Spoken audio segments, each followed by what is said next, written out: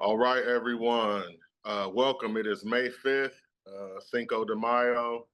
Another episode of the He Said, She Said Sports Talk podcast. We are your hosts. I am Big Red, and this is Tony. What's up, Tony? How are you? What's up? Happy Cinco de Mayo. You have your margarita with you? Nah, not yet, but I just have maybe a later. sparkling water with lime. Not a Does that margarita count? yet. Maybe later. I'm about to say, does the lime count? That's what I meant. I mean, it's a little, it's getting Yeah, we're getting there. yeah, We'll add the margarita part later. definitely. No, definitely. We got a lot of sports news to talk to you guys about, all different sports. So we're gonna start with the NFL. The Ravens decided to release Jason Tucker, the kicker, after about 13, 14 seasons. What's your take on that? How do you feel about that? They did draft a kicker in this draft in the Yeah. sixth round. So Yeah. And they put up a social media video of like a 75-yard field goal kick recently. It was ridiculous. So it looks yeah. like they have their kicker of the future. But yeah, Justin Tucker, a lot of allegations against him. Plus, he had a really rocky year kicking for the Ravens this year. It's a shame, Mhm. you know, potential Hall of Fame kind of kicker.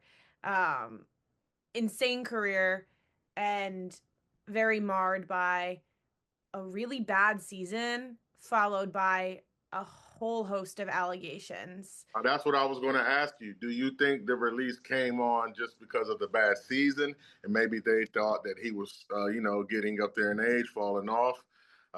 Combination of that, or do you just think it was just because they were trying to move on, or do you think it has something to do with the allegations? I mean, we've definitely said it before on this podcast. The NFL is a talent over everything league.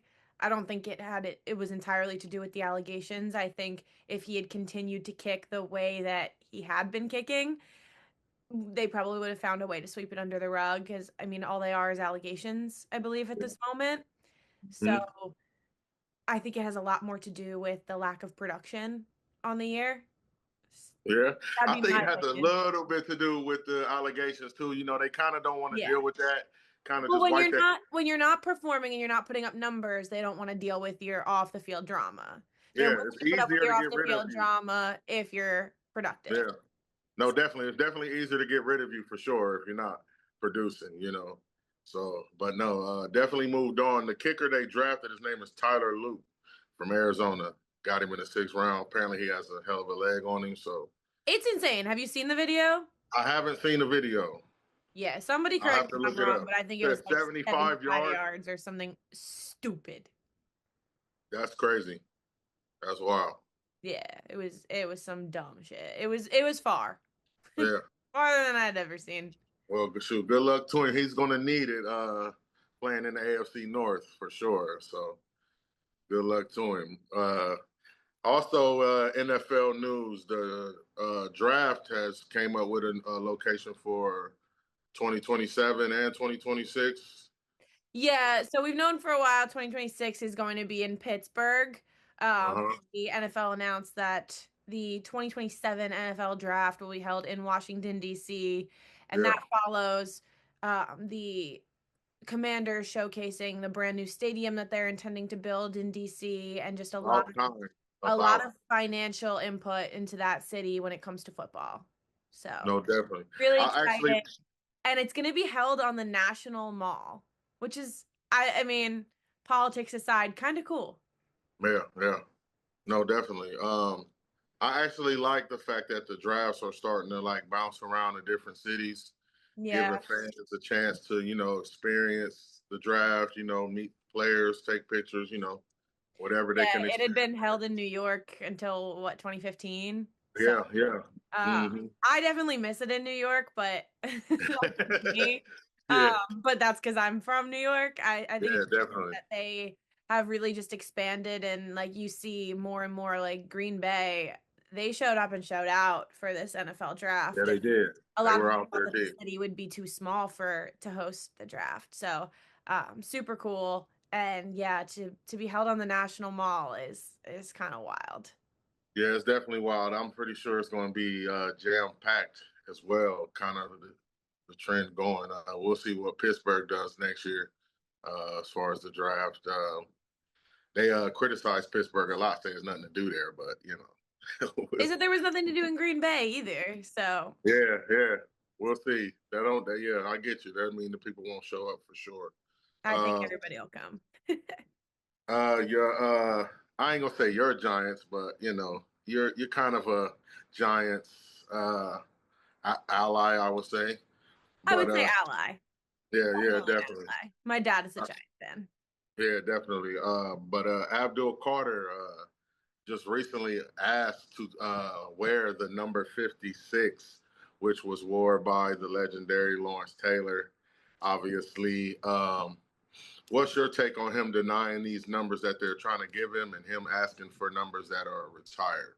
Because I think there was like a number 11 too. They denied him as well. Yeah, they denied number 11. That one, I think he wore 11 in college, Yeah, right? he So did. I get asking for that one.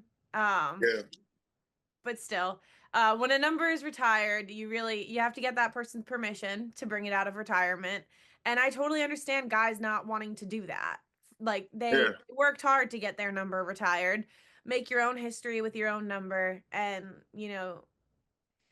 Abdul Carter seems like he's going to be a fantastic draft pick for the Giants, but yeah, Lawrence Taylor is Lawrence Taylor. yeah, He's one of the goats. You yeah. I'm can't gonna have to. have that Yeah, number. I think Abdul Carter. He was maybe I don't know what he was on. He was drinking something, smoking something. Because for you to ask for Lawrence Taylor, he's pretty much top three, if not the greatest NFL player ever, most dominating defensive player ever, for It was sure. ballsy. It was a ballsy ask. I Ballsy ass think for you to try to, because then you're trying to fill those shoes of basically saying that you're going to be the next Lawrence Taylor, which is crazy in my mind. just make your own legacy. Pick your own number, Yeah. make your own legacy. You'll be fine. Definitely, yeah, definitely. I think he was definitely tripping though, for sure. You just take a number and work it out. You know what I mean? Like, I don't know what the big deal is on guys trying to get certain numbers. You have opportunity to play in the league. I wouldn't give a shit what number they gave me, to be honest. But yeah, no, definitely tripping on asking for the 5'6", my boy. Yeah. But let's go to the NBA. We had some game sevens going on with Golden State winning in game 7 against the Houston Rockets to move on. What was your take on that game 7 out there in Golden State? Yeah, I mean, look, the Warriors, when it's all cooking, they're dangerous. Steph Curry's always going to be Yeah. Steph Curry. The Rockets are a really young team. They've been really impressive, but I think Mm-hmm. it kind of just came down to experience. Yeah, that's how I feel too. It definitely came down to experience.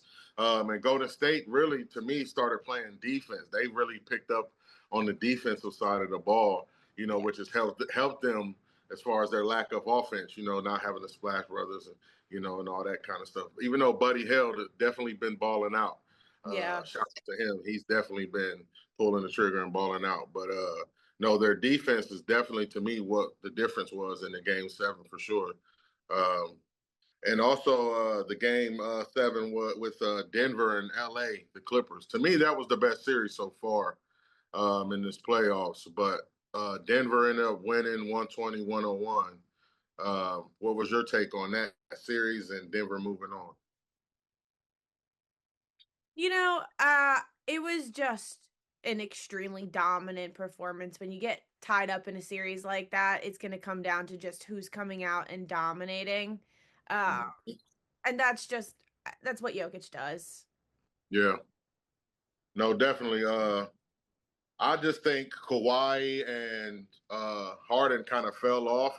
They kind of disappeared in the game 7 for real. They didn't play well, which is crazy because the whole load management thing with resting guys to make sure they're there and have enough at the end. And it's just it's like Kawhi and them guys didn't have enough at the end. So it's like what did the load? How much did the load management really help? As far as those guys are concerned. But I mean, shout out to Denver. They're a dangerous team, obviously. With Jokic, I mean, the sky's the limit. They can beat anybody in a series. So Shout out to them, definitely, Yeah. as they move on. Basketball Uh, is Jokic's job, and he's just really good at it. Definitely, definitely. We had a game one yesterday, the Cavs and the Pacers. Yeah. The Pacers ended up winning that game 121-112 in Cleveland, game one. How do you feel about that? And how do you feel about that series? Because we haven't really got to talk about the series in the NBA for real. Yes. I mean, listen, a lot of people have been calling Tyrese Halliburton overrated this year. Not He's a baller. he he showed up and he came to play, and Yeah. it was in Cleveland, yeah. Mm-hmm. Yeah. Definitely. Yep. I It mean, was in Cleveland. absolutely dominant performance from him. Um he didn't shoot the three ball super well, but other than that, like he was explosive. Yeah, no, definitely. He had, 13 assists. The guys around him definitely shot well. Um, Indiana's a feisty team. They're an interesting team for real. Like nobody definitely are picking them to advance, but they're a feisty team and they got good bigs. Miles Turner's a good guy, good big, like you said, with Halliburton and those guys. So they're a feisty team and they played Cleveland tough all the time. So it's going to be a tough series for sure. They played him tough, and also I think Cleveland really struggled with the pace of play. Indiana really pushes that pace of play, and it caused them to kind of rush transition. They didn't shoot the three ball super well, and they've shot the three really well throughout the season. So struggling with it last night kind of, I think, hurt them as well. Um, Yeah, but when you're sped up and when your pace of play is changed, you really have to be able to still manage to play in your game. And I think they were taken completely out of rhythm. they definitely were taken out of rhythm and they definitely didn't shoot well. I mean, they kept the game, fairly close throughout the game, but, a bad fourth quarter for them for sure. Um, Losing game one at home, now you got to climb yourself out that mountain against a tough Pacers team, like we said. But going forward in the playoffs, the matchups we got are Denver and OKC. Um, you have Minnesota, Golden State. Then we obviously have New York and Boston. Yeah. So Where do you want to we- start? we're going to start New York and Boston. Oh, might we? Might we? Might Yeah, we? for the New York girl, we had to start there. All right. Well, I think the key to first of all, the Knicks can definitely. I know they went 0-4 against them in the regular season. The Knicks can win one or two games here. Um, I'm not sure that they're going to be able to To win the series, you win don't this got no series. faith? I think a lot of Knicks fans know that it's very unlikely. But if they can win one or two games and create a little bit of a spark, if they can win one early tonight, that Mm-hmm. can definitely be a game changer, a pace shifter for Yeah, sure. Um, but they desperately need to find a way to collapse out on the shooters because they have not done that well in any of their four matchups against the Celtics this season. Collapse on the shooters. Do not let them get open looks. the It's so defense. simple, but defense just really has to be improved. Um, it's gonna come down, I think, also to Drew Holiday's availability. I think he's expected to play tonight. Mm-hmm. He missed a bunch of games in the first round, but he was a Yeah. big impact player in every game of the four games the Knicks and Celtics have played already this year. So if he's back and he's at full strength, he is the probably the top defensive option for Jalen Brunson. So if he's not at full strength and Brunson's able to shoot and play the way that he's been dropping 30 pieces, I think the Uh, Knicks have a really good chance. Yeah, no, I think the Knicks have a chance, but I think Boston's it's gonna be too much Boston, and then like you said, Drew Holiday not possibly returning tonight is gonna be big for them because he'll be able to cover Brunson.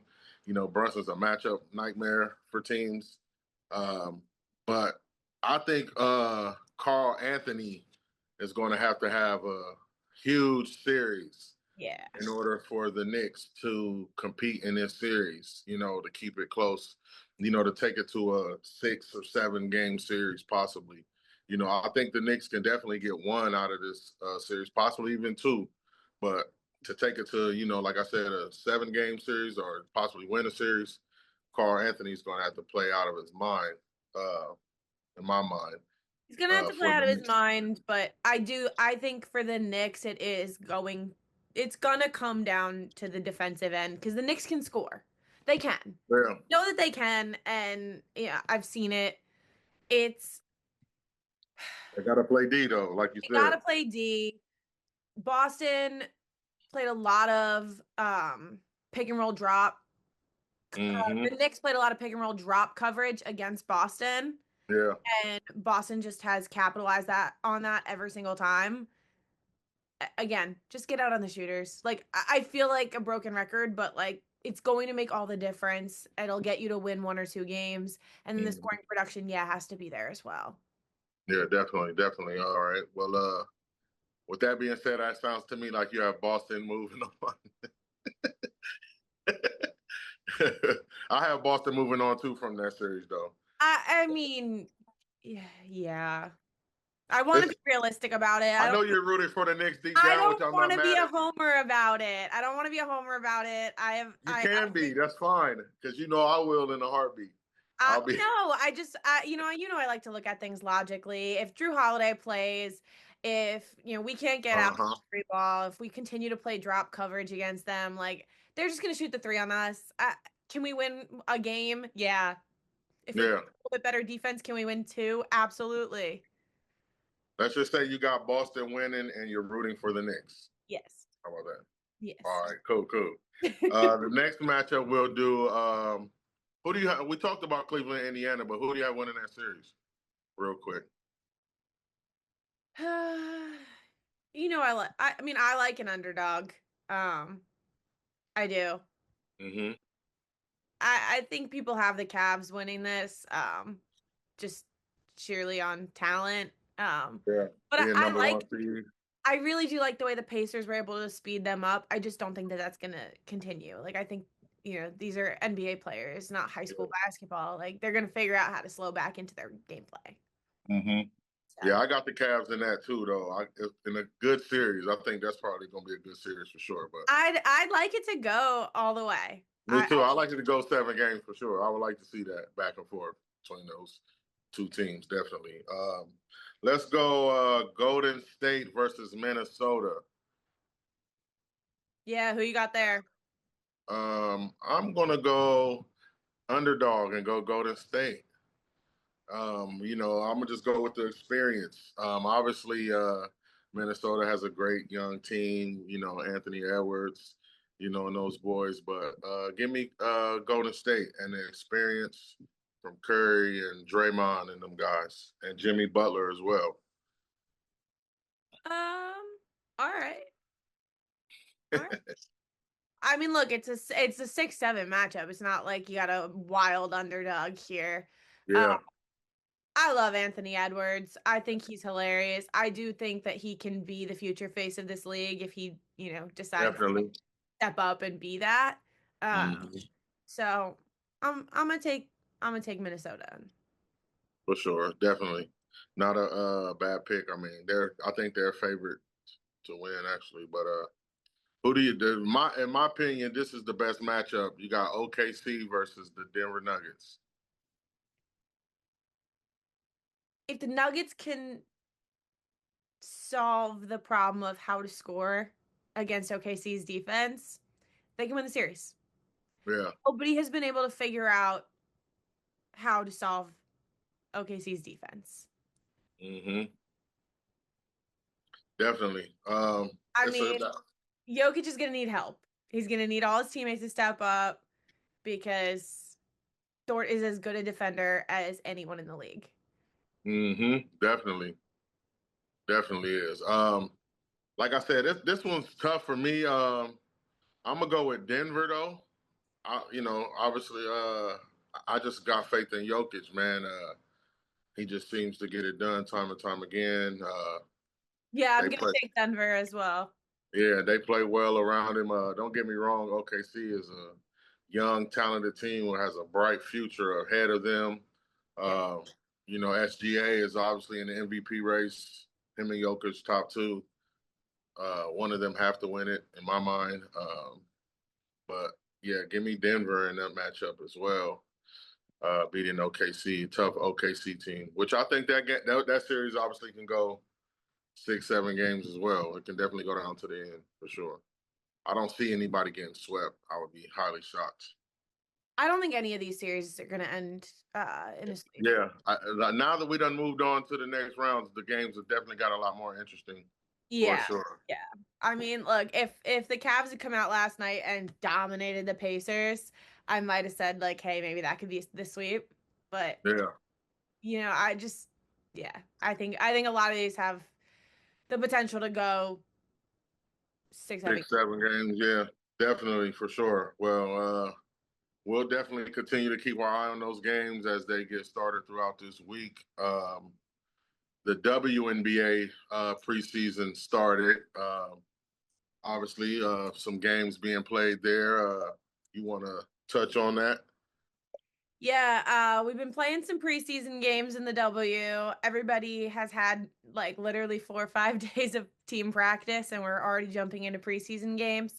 It's the one Mm-hmm. thing that I do hate about how quick the turnaround is from the draft to preseason to games. It's all within a month, and Yeah. don't have a lot of time to get a lot of team chemistry.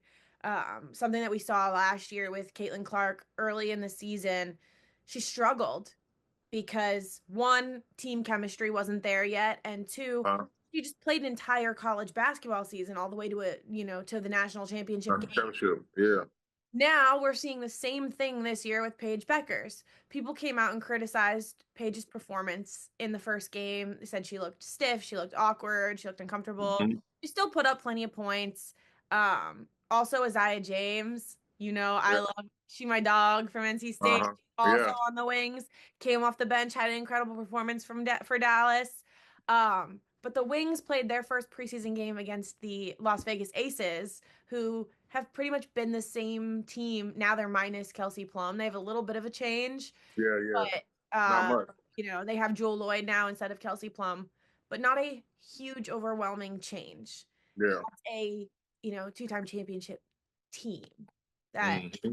the Wings, who are a brand new team, who are building team chemistry, are playing against. They obviously lost by quite a bit. Yeah. I think there's a lot of promise in each player individually. And so I see it kind of similarly to the Fever when things kind of click for them after the All-Star break last year. Uh-huh. I kind of think it's going to be the same way with Dallas this year. Yeah. You think it's going to take some time for them to work their way into the season? Maybe by All-Star break, kind of start hitting their groove. Plus, they're Start coming. exhausted. I mean, Yeah. like NC State went pretty far in the tournament. Far. Yeah. Obviously, UConn went all the way. Mm-hmm. These girls just had a full college season. Yeah, and the timing of it is just unfortunate with the end of the college season going into the draft and then right into preseason. So, but yeah, I mean, it just comes with it, when you're winning, So Yeah, it's there. The talent is those there. girls will be fine though, in my opinion. I'm not worried one bit about Paige's performance. I think she'll be just fine for sure. And the Yeah. other thing that I've been loving, and we saw it all over social media because obviously the Fever played at Iowa Carver Hawkeye Uh-huh. for their preseason game.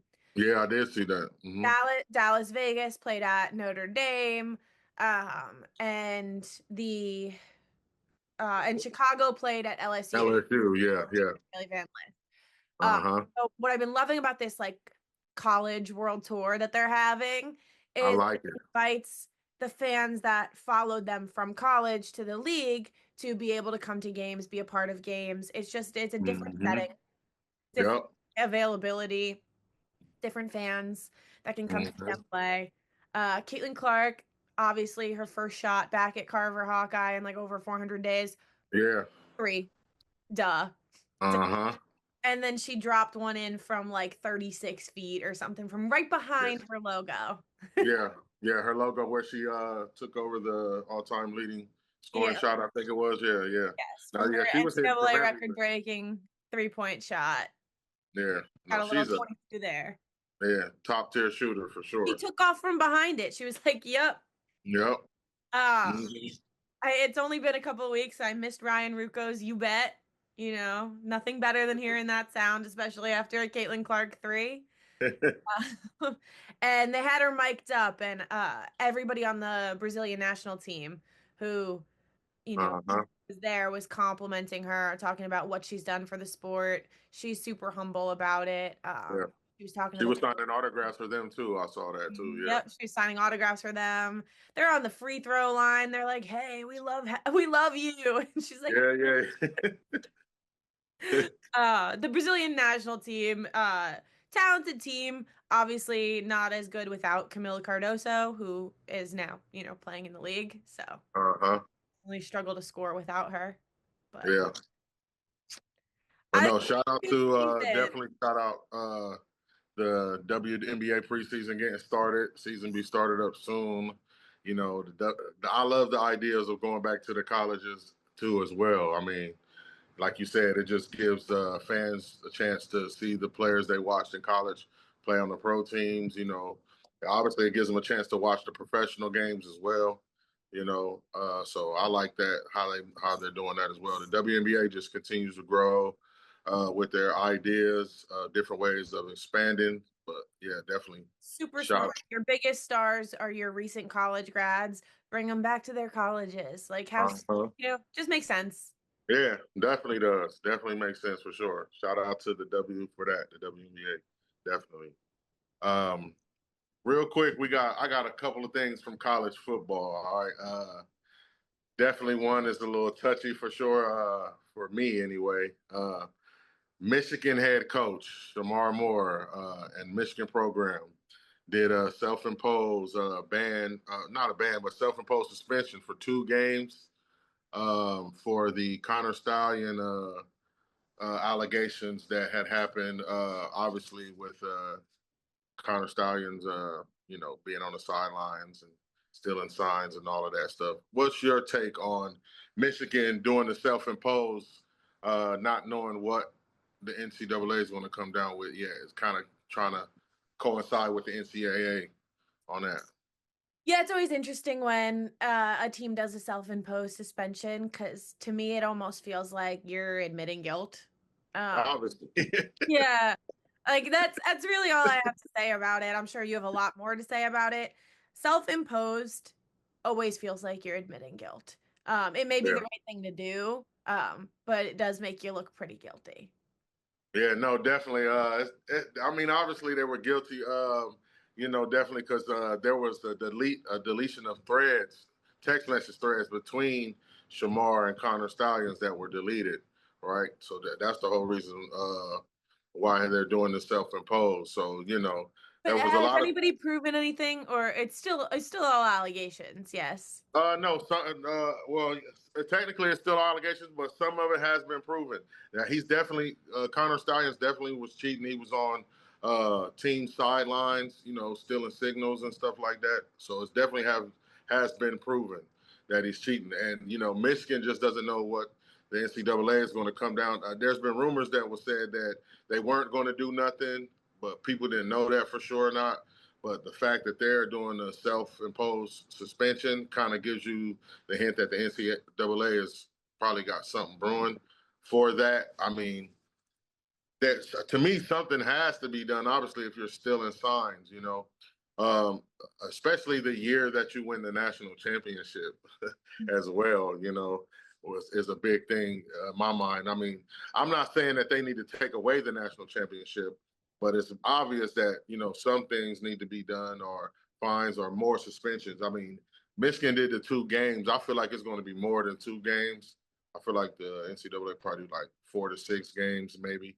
So maybe him doing 2 will cut off some of what they doing, whatever. But no, I definitely think something definitely needs to be done. But as far as that goes, but the self-imposed thing, I mean, 2 games, the 2 games aren't against anyone anyway. So I mean, it's not going to technically hurt them as far as their schedule or their season goes. So in my mind, but yeah, definitely the NCAA definitely needs to do something when it comes to that for sure. But we'll see. You know, time will tell, I guess. But also, Indiana head coach Kurt Signetti came out in the news this week calling out certain teams in college football for having over $40 million rosters. He was calling out teams basically about tampering because they have so much money um, in their NIL that they're basically tampering with players to come to their schools. And, you know, smaller schools don't have that advantage to do that because they don't have the NIL, you know. So until the NCAA does something about the rev share, uh, there's nothing they can kind of do about it. So how do you feel about him calling out teams, and what do you think should be done as far as the rev share and teams having more money than others to be able to get players? Yeah, I mean, look, until the NCAA comes out with more sanctions on NIL and recruiting and things like that, it's all fair game. Yeah. It sucks. It sucks for small schools, but the pendulum really just has to swing back to center. Mhm. We are, you know, we're living in this world right now where NIL has probably blown past the proportions of what the NCAA thought was going to happen.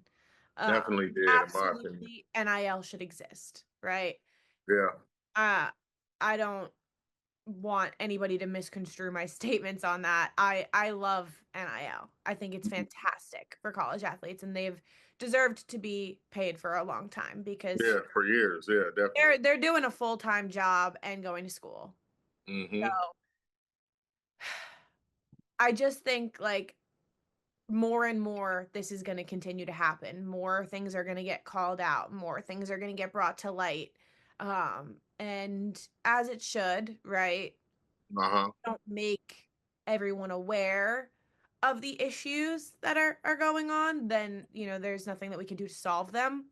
But this is really just on the NCAA to get in a room and figure out how they want to swing the pendulum back to center.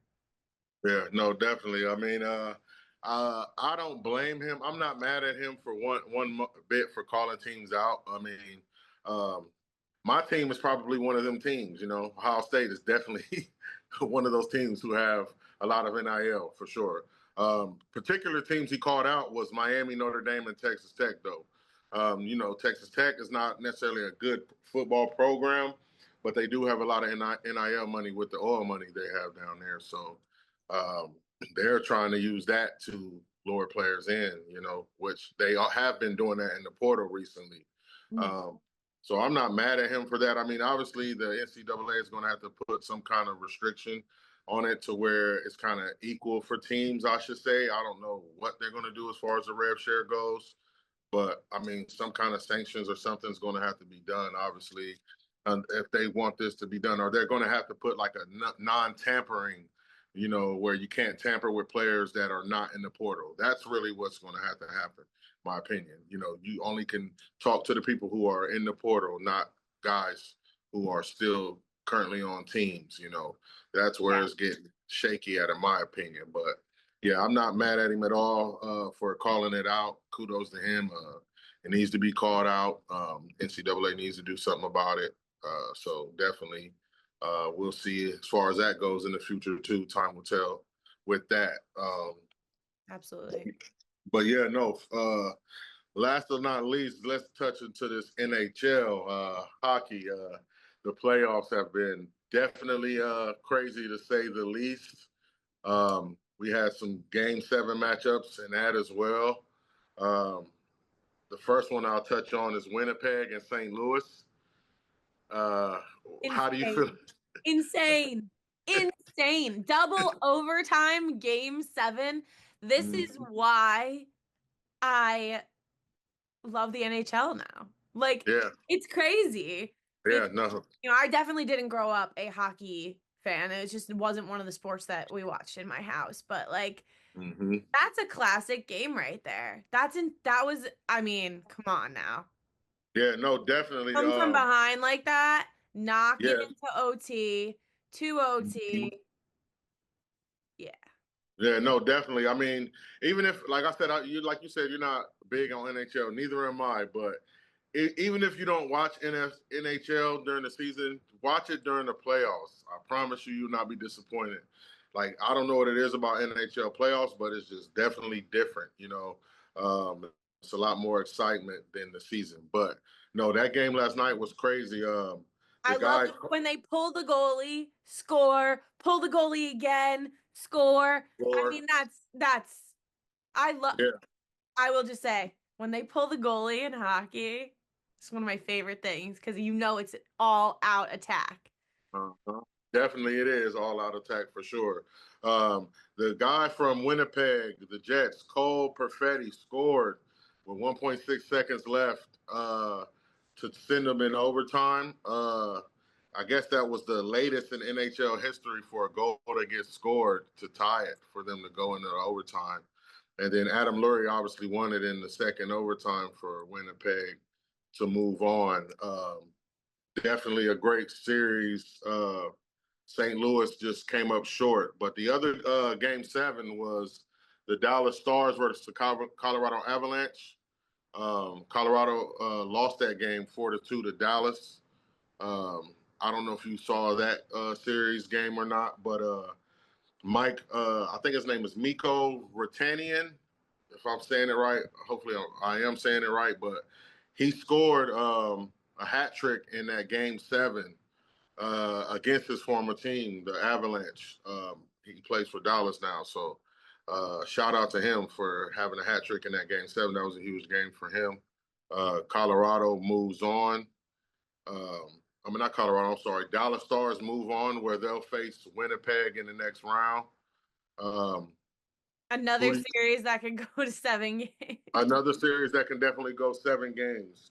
Um, we'll go. I'll go through all the matchups for the second round of the playoffs, and you just tell me who you have. I'll start it off with Dallas and Winnipeg. So who do you have out of those teams?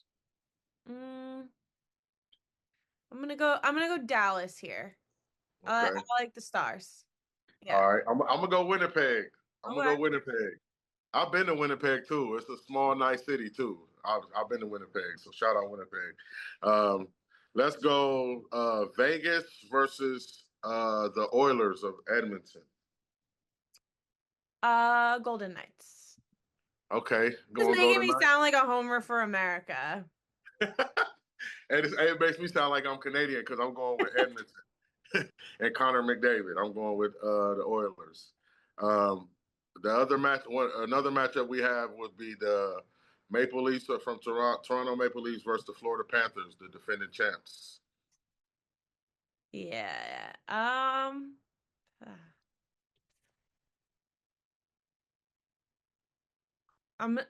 gonna say Toronto gets it done.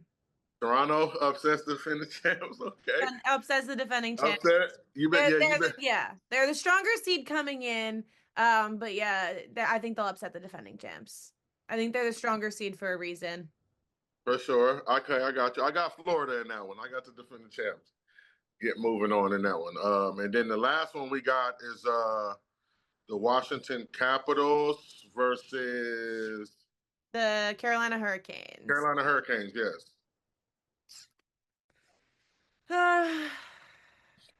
What do you got? I got the Capitals. I'm going with Ovechkin. He broke the record. I got the Capitals actually going and winning it all in my underdog trail like you. So give me the Capitals and Ovechkin in that one. Yeah, I'm gonna go same here. Capitals, Ovechkin, only because of Ovechkin. But I think that makes it sound like we just maybe don't know that much hockey. Yeah, no, definitely does for sure because we don't, which nothing wrong with it. We're learning as we go, but no, definitely I just got the Capitals in that one for sure. Yeah. I got the Capitals and Oilers in the championship, but Okay. no, I've got the Capitals and the Stars. I like. Capitals and Stars. Mhm. All right, cool. We'll see how our picks turn out as far as that goes, but you know, time will tell with that, I guess. Yeah, but really just a crapshoot, I think. yeah, no, we're just Just enjoying playoff hockey, I think, more than anything else. I don't claim to be an expert in the subject. Definitely not an expert, but we definitely enjoy the competition and the competitiveness, and the games are close and interesting in each game and each series. So Absolutely. yeah, Fire definitely. games. Definitely. Shout out to NHL playoffs. But no, that is another episode, you guys, of the He Said, She Said Sports Talk podcast. We are your hosts, Big Red and Toni. We appreciate you guys. And as always, it is love and peace.